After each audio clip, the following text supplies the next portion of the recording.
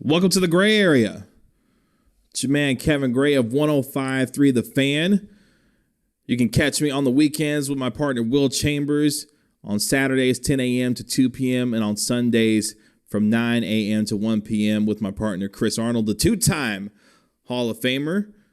While you're here, won't you hit that like button and that subscribe button for my YouTube channel? Really appreciate everyone continuing to support the developing and growing Kevin Gray Sports YouTube channel. You can follow me on Twitter, Facebook, and Instagram at Kevin Gray Sports. Look, man, we're back to football. All 32 teams across the National Football League reporting for training camp this week, including your Dallas Cowboys. And hope springs eternal for football fans now. We've seen Major League Baseball, yes, even with its problems with the Miami Marlins, engage in their return. But at the same time, the NBA is coming back this week, and in Orlando, the NFL said, hey, it's time for us to get our sport going now, even though we've been acting like this pandemic hasn't really been hitting us throughout the spring and into the summer. But hey, nonetheless, we're here, right?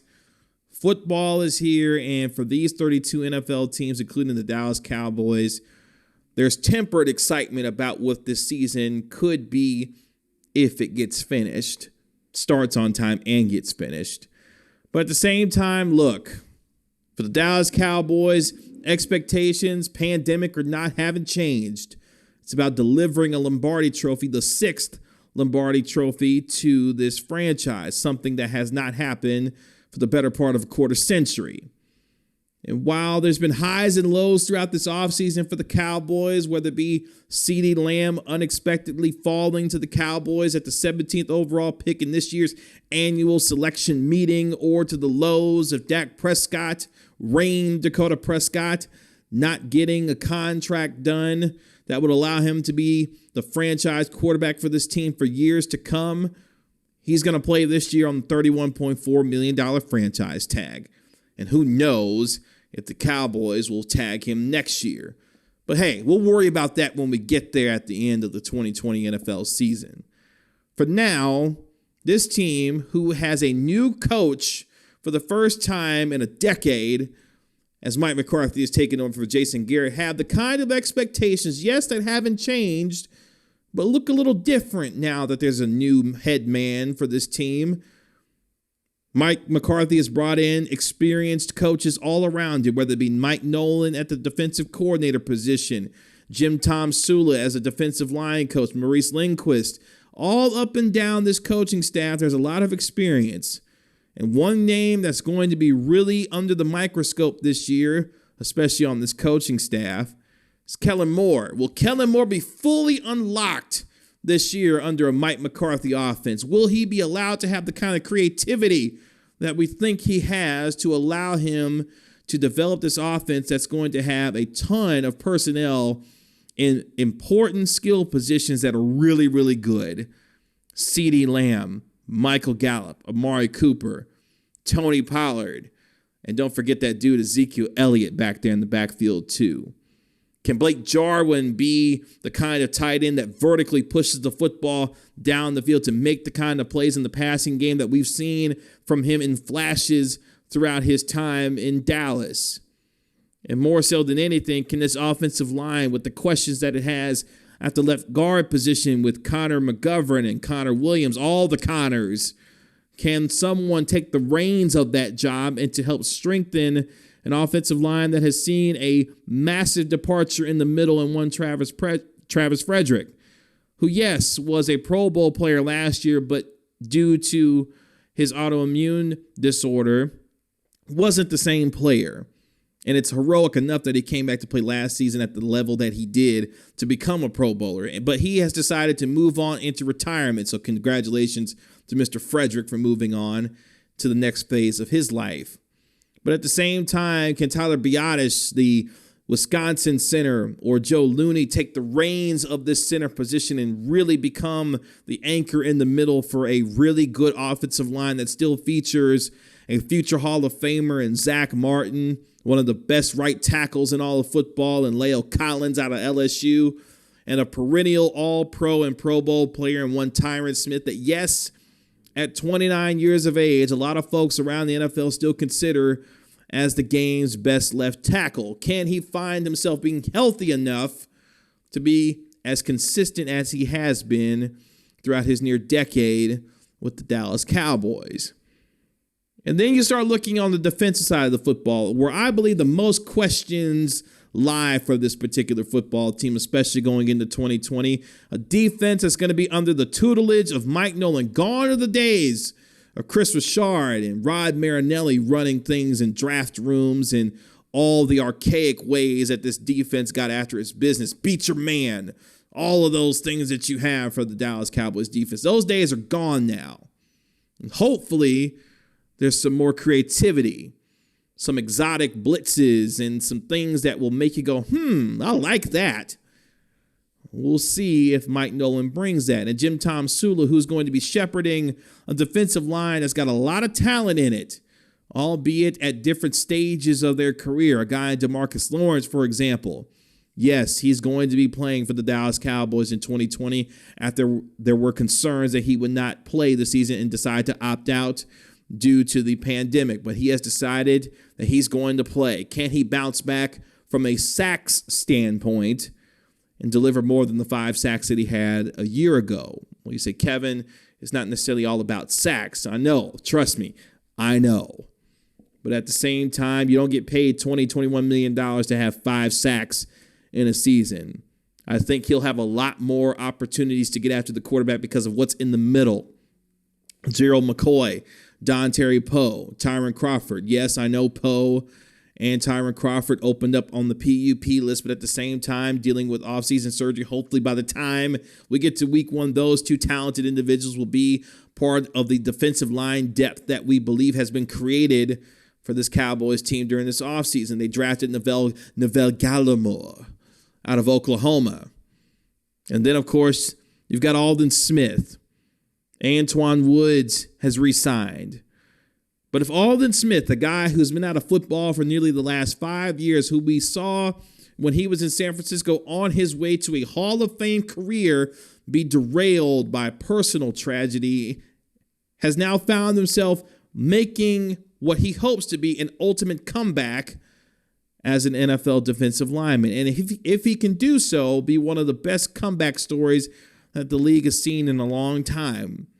Only time will tell if GM Jay Glazer, who helped facilitate this move for the Dallas Cowboys, will find Mike McCarthy being able to use him on this defensive line in a way that will allow him to be productive, because while we await the reinstatement of one Randy Gregory, Aldon Smith versus Tyron Smith in practice, that's going to be fun to watch every single day. I can tell you that much. So we'll see how this defensive line continues to grow and develop, and whether or not we can see the kind of versatility that would give us confidence that the philosophies have finally changed. Times have changed, hopefully, for this defensive line, and they can get after the quarterback, because there's a lot of versatility on that line, whether it be plugging the run or being able to still get after the quarterback. And Gerald McCoy, who we've seen during this offseason step up to be a leader for this team already without having even played a single game with the star on the side of his helmet, will be an anchor for this defensive line, hopefully. Then you go to the second level with Jalen Smith and Leighton Vander Esch and Sean Lee. Yes, old man Sean Lee, who for the first time in his career last year played 16 games. How about that? And Leighton Vander Esch coming off of a neck injury. The question and the wild card, though, is my man Jalen Smith. Now, don't get me wrong. I love me some Clear Eye V, okay? Love me some Clear Eye V. Your man, Jalen Smith, has been busy this offseason, opening up businesses and doing a lot of terrific things in the community. But he's been much maligned this offseason, despite going to the Pro Bowl, having over 140 tackles. But at the same time, my man missed about 140 also. Taking bad angles to the football, undisciplined, overrunning plays at times. Didn't have the best of moments when he waved off the camera after not playing so hot in Chicago. Jalen Smith's got a lot of things to prove this season, and I think he will. Jalen Smith has turned himself into one of the most likable guys in all of the NFL, one of the most personable guys in all of the NFL. But can he match all of that with the consistency that will allow him to get back to form to what we saw from a couple years ago. Because if he can, he adds a speed dimension to this linebacking core that will help the Cowboys be much better in the second level than what they were a year ago. And one of the things I'm looking forward to seeing is whether or not they decide to move Leighton Vander Esch to the middle, let him quarterback this defense, and put Jalen Smith on the outside and let him go make plays running downhill at folks. That's going to be something I'm going to be looking forward to watching, hopefully, if they decide to make that move this offseason. And then we go to the biggest question mark for me for this defense, and I think for a lot of folks coming into this season for the Dallas Cowboys. It's that secondary. You got 3 guys on the final year of their rookie contracts with Chidobe Awuzie, Xavier Woods, Jordan Lewis looking to make an impact as a slot corner. Yes, Anthony Brown is still in the fold on a 3-year deal. They've drafted guys like Trevon Diggs out of Alabama, who I believe will be competing for a starting job this year. Reggie Robinson, a developmental corner, real raw and physical, but at the same time fits the kind of characteristics that Al Harris and Maurice Lindquist, the secondary coaches, are going to be liking. Physical, dogs, scrappy at the line of scrimmage, not afraid to get in your face. There's a new mentality and physicality that I believe the secondary is going to be looking to bring, and hopefully will be able to do so under a Mike Nolan defense that has a reputation of giving up yards in between the 20s. Can lock you down in the red zone, but at the same time, they're going to give up a bunch of yards to quarterbacks this season. So don't get all bent out of shape when you see teams going up and down on this defense, especially in the passing game. That tends to be what Mike Nolan defenses do. But at the same time, what Mike Nolan defenses also do, they force turnovers and do so at a high rate, which is something the Cowboys haven't done well for a really long time. And if this team can force the amount of turnovers that will give the kind of opportunities for this offense to be as explosive as we think they can be in 2020, the sky's the limit for this football team. Because we know how good we think they're going to be offensively, but defensively is where the major questions lie, and whether or not this defense can find itself making enough stops in most key moments to be able to find themselves winning 10, 11 games this season. Because for me, that's the expectation. I'm expecting this team to win at least 10 games, at max 12 games this year. And if that's the case, this team will find themselves squarely in the middle of NFC title contention. The goal is to always start off by winning your division, getting into the playoffs, winning 10 games, and finding yourself being able to host a playoff game. That's the bare minimum expectation. But for this team, with the amount of talent that it has on both sides of the football, and more so on the offensive side, those expectations should be met rather easily, we think. And then, of course, special teams, a team that for some reason is carrying 2 kickers right now. Hopefully Bones Fossil will improve the special teams unit that was literally the worst in the NFL a year ago. So there's a lot of optimism for this Cowboys team coming into the season. Yes, we are in the middle of a pandemic. And while the NFL has acted like it hasn't been happening to them and plowed through this thing just as we thought and expected that they would, it still bears to know that the Cowboys this season have a golden opportunity to do something rather special. And yes, I know that there are many questions on both sides of the football, but the one overarching question for me, Dak Prescott, look, balled out last year, over 4,900 yards, 30 touchdowns. But the fact that the Cowboys and Prescott could not get a deal done could loom large as an unintended distraction for a football team that doesn't need any more distractions given the lofty expectations that they already have coming into this year. But at the same time, I expect Dak Prescott, as he has done throughout his entire career so far with the Cowboys, is to compartmentalize, put it away, and focus on the task at hand, which is helping, hopefully, delivering a 6th Super Bowl championship to a franchise that has been destitute for one for the last 25 years. And to give Jerry and Stephen Jones what they've been desperately searching for since Jimmy Johnson left, and yes, Barry Switzer when he won the last Super Bowl for this Dallas Cowboys franchise. And that's a winner. One that's not just looked at as America's team because of the value of what they are as a franchise, but more so than anything because they are doing the kind of winning that has earned them the nickname of America's team, because for the last 25 years, they've been America's joke. Winning and not winning to the degree that former Dallas Cowboy teams and greats that have had players like Troy Aikman, Michael Irvin, Emmitt Smith, the list goes on and on and on, to the Roger Staubachs of the world. This iteration of the Cowboys has a chance to get there, hopefully, in year one of Mike McCarthy. Mike McCarthy is looking to do something special. He knows a thing or two about winning Super Bowls for premier franchises in the NFL. He did so in Green Bay at AT&T Stadium. So he knows a little something about winning Super Bowls inside of Jerry's place, albeit for somebody in the Green Bay Packers.